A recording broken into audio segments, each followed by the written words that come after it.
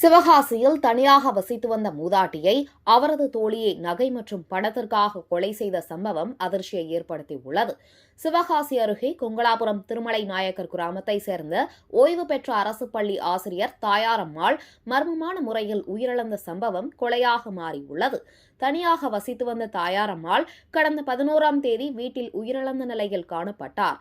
ஆரம்பத்தில் வயது முதிர்வு காரணமாக இறந்ததாக கருதப்பட்டாலும் அவர் அணிந்திருந்த 5 பவுன் நகைகள் மற்றும் செல்போன் மாயமானது சந்தேகத்தை ஏற்படுத்தியுள்ளது.